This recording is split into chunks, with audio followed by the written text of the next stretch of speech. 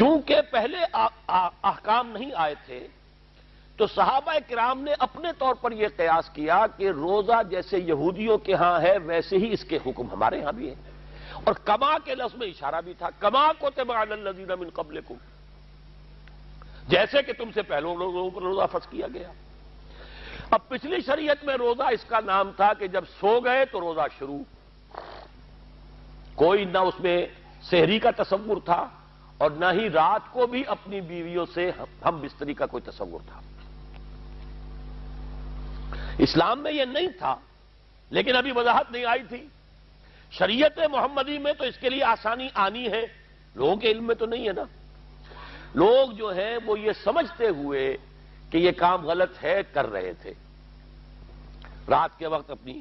بیویوں سے ہم بستری ہو گئی، یا رات کو کسی وقت کچھ کھا پی لیا، لیکن دل میں دغدغہ رہا کہ یہ تو شاید ہم نے روزے کے خلاف کیا۔ اس کے لیے پہلے تو معافی نامہ اللہ نے پہلے گرانٹ کی معافی۔ دیکھیے احل لکم لیلۃ الصیام الرفث الی نسائکم،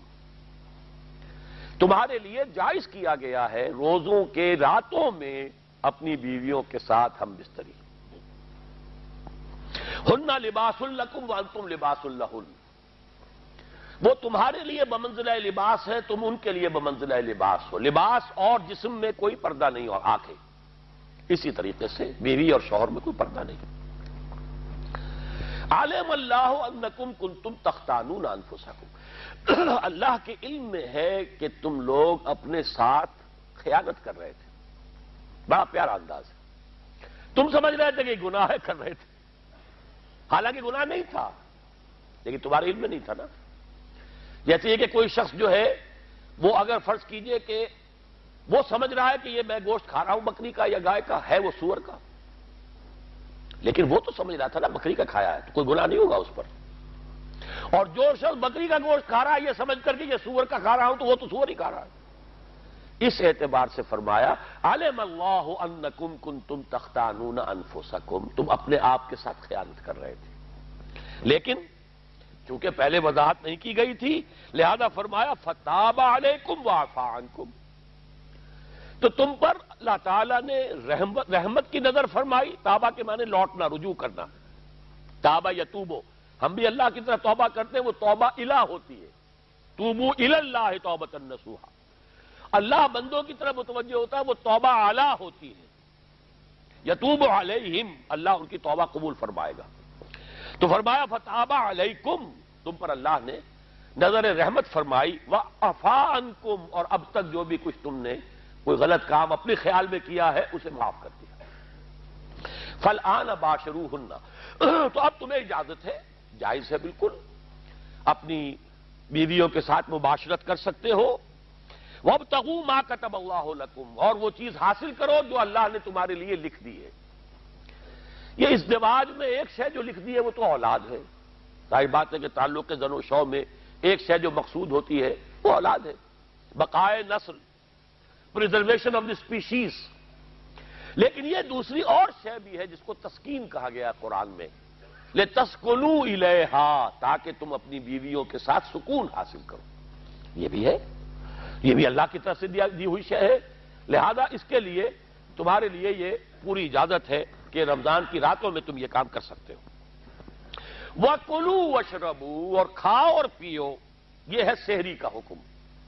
جس کے لیے حدیث میں پھر بڑی تاکید بھی آئی ہے، تسحروا، سحری ضرور کیا کرو، فإن فی السحور برکہ، اس لیے کہ سحری میں برکت ہے۔ یعنی یہ سمجھ لیجئے کہ شریعت سابقہ جو تھی شریعت موسوی اور جو شریعت اب ابدی ہے تا قیام قیامت شریعت محمدی، ان میں ایک بنیادی فرق یہ ہے کہ اس شریعت میں بہت سی چیزیں نرم کی گئی۔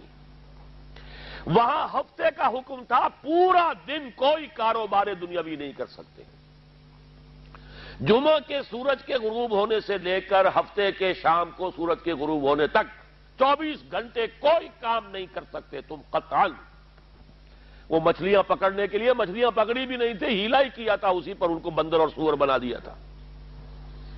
ہمارے ہاں وہ جمعے کا حکم اتنا سا،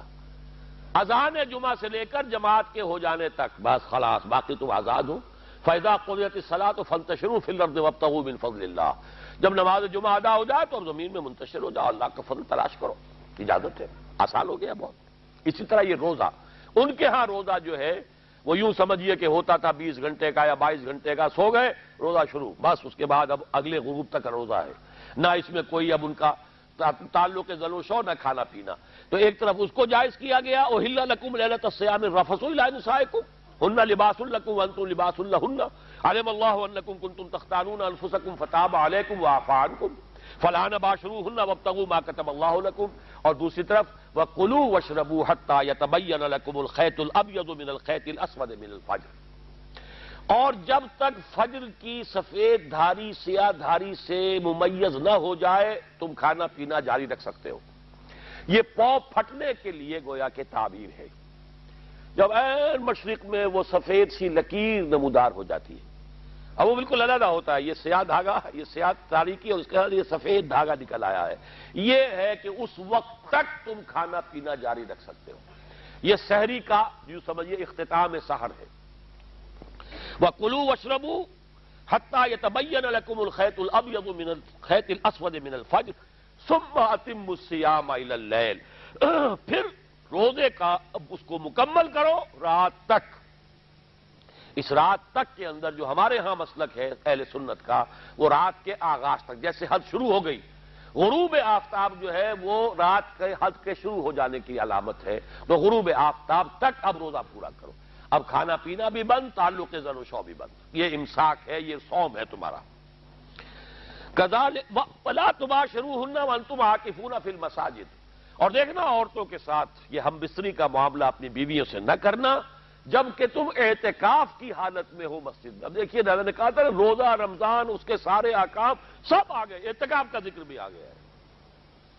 یہ آخری عشرے میں آدمی جو ہے اللہ کی چوکھٹ پر ہی جا کر بیٹھ جائے، اپنے معمولات کو توڑے۔ اعتکاف کی روح یہ ہے کہ یہ جو ہمارے معمولات ہوتے ہیں، روٹین، یہ بھی غفلت پیدا کر دیتے ہیں۔ ایک عادت بن گئی، صبح اٹھتے یہ کرنا، پھر یہ کرنا، پھر دفتر جانا، پھر آنا، پھر یہ، اس کے اندر پھر وہ آدمی کوئی جاگتا ہی نہیں، ہوش میں آتا ہی نہیں، وہ گویا کہ ایک مدہوش سا ہے، اور ایک وہ اپنا سائیکل چل رہا ہے خود بخود۔ اس سائیکل کو توڑو، جیسے 5 دفعہ وہ سائیکل توڑتے ہو نماز کے لیے، آؤ یہاں آؤ، آؤ سجدے میں گرے، لوح جبیں تازہ کریں، یاد کرو اللہ کو دوبارہ، اپنا عہد استوار کرو دوبارہ، ایاک نعبد و ایاک نستعین۔ اسی طرح سال میں ذرا یہ 9-10 دن بھی ایک دفعہ توڑو اپنے روٹین کو، جاؤ وہاں ڈیرا لگا لو مسجد کے اندر اللہ کے در پر، سوائے جو ناگزیر حوائج انسانیاں ہیں، پیشاب وغیرہ کے لیے جانا ہے باہر جاؤ، وضو کرو، پھر آ کے بیٹھ جاؤ۔ محض فرحت حاصل کرنے کے لیے نہانے کی اجازت بھی نہیں ہے، غسل واجب ہو گیا ہو تو نہاؤ، ورنہ پھر یہ کہ ہیلے بتاتے ہیں ہمارے علماء کہ وضو کی نیت سے جاؤ غسل کر کے آ جاؤ، اس لیے کہ معلوم ہے کہ آج آدمی کی جو عادت بن گئی ہوئی ہے روزانہ نہ نہائیں تو طبیعت پہ کسل رہتا ہے، لیکن اسی کو تو توڑنا ہے، اسی روٹین کو تو توڑنا ہے، اصل میں اجازت نہیں ہے، اصلاً اجازت نہیں ہے۔ آپ جو ہے جو بھی ناگزیر، ہاں اگر آپ کو فرض کیجئے کوئی ایسی شکل ہو گئی ہے،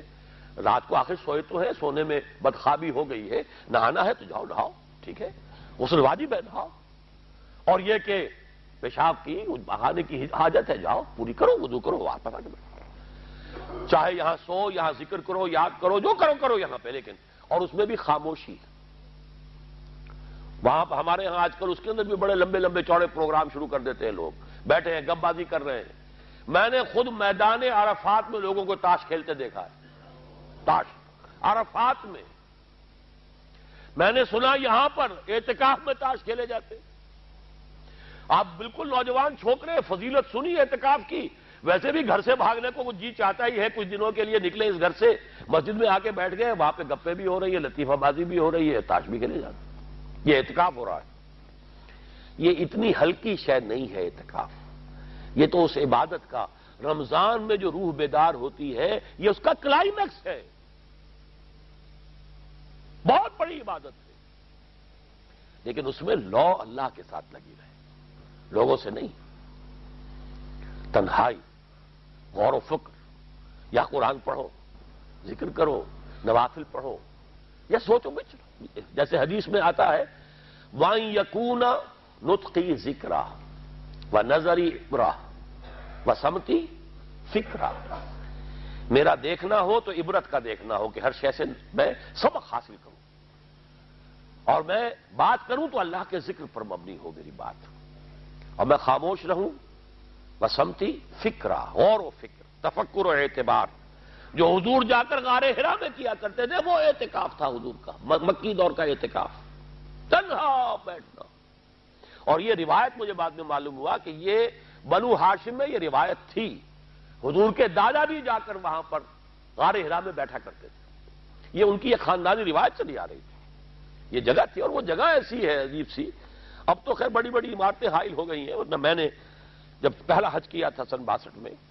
تو میں نے اس وقت جا کر دیکھا تھا، واقعتاً سیدھا کعبہ نظر آتا ہے وہاں سے، اور کچھ درمیان میں نہیں۔ جیسے اس کو سلٹ لیمپ کہتے ہیں، وہ غار ہے ہی ایسی کہ سامنے ایک دراڑ سی بس کھلی ہوئی ہے، یہ اس کے اندر سے وہاں بیٹھ جائیے سیدھی نگاہ خانہ کعبہ پر جاتی تھی۔ تو کعبے کا مراقبہ بھی کیا جا سکتا تھا وہاں بیٹھ کر، دیکھنا کعبے کو دیکھنا عبادت ہے، اور پھر اس یکسوئی کے ساتھ کوئی نہیں، کعبے میں ہے تو نہ معلوم کیا کچھ اور ہو رہا ہے، لیکن یہ کہ وہاں تو آپ بیٹھے ہوئے، تو وہ اعتکاف، یہی اعتکاف حضرت موسیٰ نے کیا تھا 40 دن کا، تب تورات ملی تھی۔ یہی 40 دن کا روزہ کیا رکھا تھا، یہ اگرچہ قرآن میں مذکور نہیں ہے، حضرت موسیٰ کا تو قرآن میں مذکور ہے، حضرت عیسیٰ کا انجیل میں مذکور ہے، 40 روز کا روزہ اور اعتکاف پہاڑوں میں کیا جا کر، تب انجیل ملی۔ یہی اعتکاف تھا جو حضور کر رہے تھے غار حرا میں، تب قرآن، اقرا بسم ربک الذی خلق، خلق الانسان من علق، یہ تو اس کا ایک عکس، اس کی ایک جھلک ہونی چاہیے۔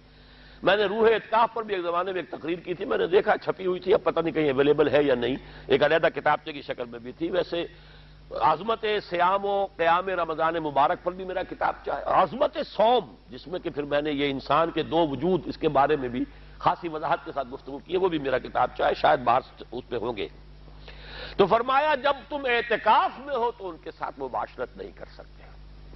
تلک حدود اللہ ہے، یہ اللہ کی حدود ہیں، فلا تقربوہا، ان کے قریب مت جانا۔ قرآن مجید میں حدود اللہ کے لیے یا تو آتا ہے فلا تعتدوہا،